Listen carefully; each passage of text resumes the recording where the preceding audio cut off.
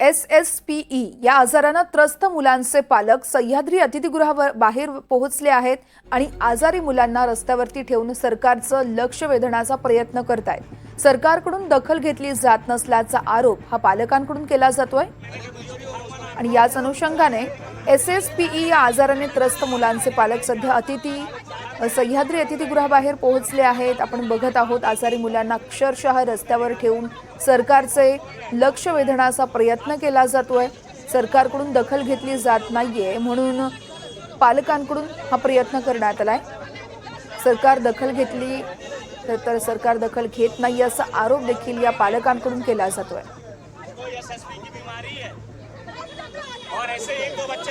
SSPE आजाराने ही सगळी मुलं त्रस्त आहेत आणि त्यांचे पालक सध्या सरकारवरती आरोप करत आहेत। मुलांचे पालक सह्याद्री अतिथीगृहाबाहेर पोहोचले आहेत। आजारी मुलांना घेऊन हे सगळे पालक इथे आलेत आणि या चिमुकल्यांना रस्त्यावरती ठेवून सरकारचं लक्ष वेधण्याचा प्रयत्न हे पालक करतायत। आजारी मुलांना रस्त्यावर ठेवून सरकारचं लक्ष वेधतायत। सरकारकडून दखल घेतली जात नाहीये असा आरोप हे पालक करतायत आणि हाच आरोप करत हे सगळे पालक इथं पोहोचले आहेत। SSPE या आजाराने त्रस्त झालेल्या मुलांचे खरं तर हे पालक आहेत आणि हे पालक मुलांना घेऊन सह्याद्री अतिथीगृहाबाहेर पोहोचले आहेत।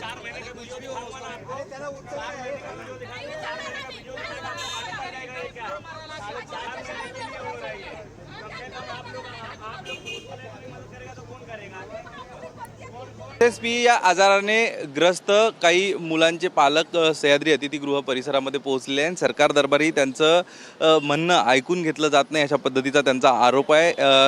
त्या आपल्यासोबत त्यांचे पालक आहेत, त्यांच्याशी आपण बातचीत करणार आहोत। ताई, तुम्ही मला सांगा, आजारी मुलगा नेमकं तुमचं त्याचं नातं काय आहे आणि एकूणच आपण जर बघितलं तर काय घडलं होतं, काय हा आजार आहे, थोडं विस्तृतमध्ये सांगा। सर, 1.5 वर्ष झालं माझा मुलगा आजारी आहे। 13 वर्षाचा होता तेव्हापासून त्याला आजार झाला। अचानक त्याला ताप आणि उलटी चालू झालं आणि एका महिन्यातच तो डायरेक्ट त्याचं चालणं बोलणं सगळं बंद झालेलं आहे। 7वी मध्ये होता माझा मुलगा, आता 9वीला असता। 2 वर्ष झाले सर। प्रत्येक डॉक्टरला, न्यूरोलॉजी डॉक्टरांना आम्ही मोठमोठ्या डॉक्टरांना दाखवले। डॉक्टर लोक डायरेक्ट बोलतात की घरी घेऊन जा मुलांना, जोपर्यंत आहे तोपर्यंत सांभाळा, जेव्हा जातील तेव्हा जातील म्हणून। कुठेच विलाज नाही आहे याच्यावरती। आम्ही काय करायचं मग? सरकारकडे येतोय आम्ही, कोणी आमचं लक्ष देत नाही आम्हाला। 1.5-2 वर्ष झालीत माझा नवरा मग मंत्रालयामध्ये गरके घालतात, कोणी लक्ष देत नाही। आता आम्ही नाईलाजानी वर्षा बंगल्यावर आलोय त्यांच्या मदत मागण्यासाठी। महिना झालाय आम्ही गरके घालतोय। 2 दिवस आम्ही बायका इथं राहून गेलोय तरी कोणी लक्ष देत नाही। पण यापूर्वी पोलीस अधिकारी सांगतायत यापूर्वी तुमची आणि मुख्यमंत्र्यांची भेट घडवून देण्याचा प्रयत्न झाला होता। भेट घडलीच नाही आमची सर। आम्ही प्रयत्न करतोय, आम्हाला भेटून देत नाही। मध्ये PA भेटतात, 3-4 PA भेटलेत आम्हाला, एकाने सुद्धा भेट घडवून दिली नाही। PA डायरेक्ट बोलतात तुम्ही तुमच्या पद्धतीने साहेबांना भेटा। कसं भेटणार आम्ही? आमचे मुख्यमंत्री आमची मुलं मारायला लागले, आम्ही त्यांना भेटायचं नाही का? आम्हाला का जाऊन देत नाही मुख्यमंत्र्यांपर्यंत? का अडवतात आम्हाला? मुलं आम्ही मेल्यावर आमचे ॲक्शन घेणार आहेत का ते? राज्यात हा जो आजार आहे या आजाराचे किती मुलं आहे आणि एकूण देशाच्या बाहेर या संपूर्ण आजाराचा इलाज होऊ शकतो असं वाटतंय का तुम्हाला? तेच विलाज नाहीये सर। आणि जर केंद्र सरकारने जर ॲक्शन घेतली तर त्याच्यावर विलाज निघू शकतो काहीतरी। एवढ्या मोठमोठ्या कोरोना याच्यावरती लस काढली सर। मुलं एवढी लहान मुलं 5 ते 20 वर्षाच्या आतमधल्या मुलांना अचानक असं होतंय, डायरेक्ट बेडवरती येतात मुलं, चालू शकत नाही, बोलू शकत नाही। ते पाणी सुद्धा आमच्याकडे मागत नाही सर। आम्हाला स्वतःच्या मनाने त्यांना पाणी द्यावं लागतंय, जेवण सुद्धा नाही, काहीच नाही। त्यांना समजत नाही आम्ही त्यांचे आई बापा आहेत का कोण आहेत ते।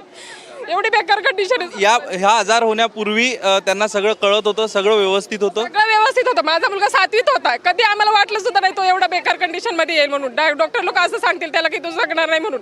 आम्ही आमच्या स्वतःच्या तोंडाने सांगतो आमची मुलं मरायला लागलेत म्हणून, मरणार आहेत म्हणून। एवढंच दुःख सहन करतोय आम्ही रोज।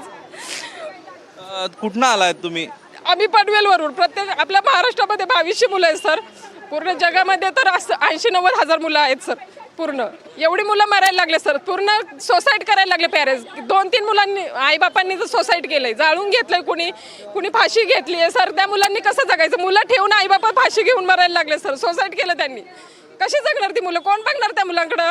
आता तुम्ही म्हणतायत की एकूणच याचा इलाज नाही आहे, तुमची मागणी काय आहे? आमची मागणी एवढीच आहे, आम्हाला केंद्र सरकारपर्यंत याच्यावरती रिसर्च करून याच्यावर लवकरात लवकर विलास काढावा, औषध काढावा, एवढंच म्हणणं आहे आमचं। आमची मुलं जगायला पाहिजे एवढंच आमचं म्हणणं आहे।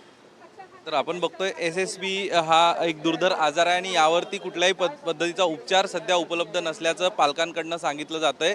मात्र त्यांचं म्हणणं कोणीतरी ऐकून घेतलं पाहिजे आणि येत्या काळात यावरती रिसर्च होऊन यावरती औषधोपचार उपलब्ध झाला पाहिजे अशी त्यांची मागणी. आणि यासाठी आता त्यांनी आज भावनिक मात्र आक्रमक पवित्रा घेतल्याचं चित्र आपल्याला सह्याद्री अतिथीगृह आणि वर्षा निवासस्थान या ठिकाणी बघायला मिळतंय. कॅमेरा पर्सन जितेंद्र वाघमारेसह अक्षय कुडकेलवार, NDTV मराठी, मुंबई.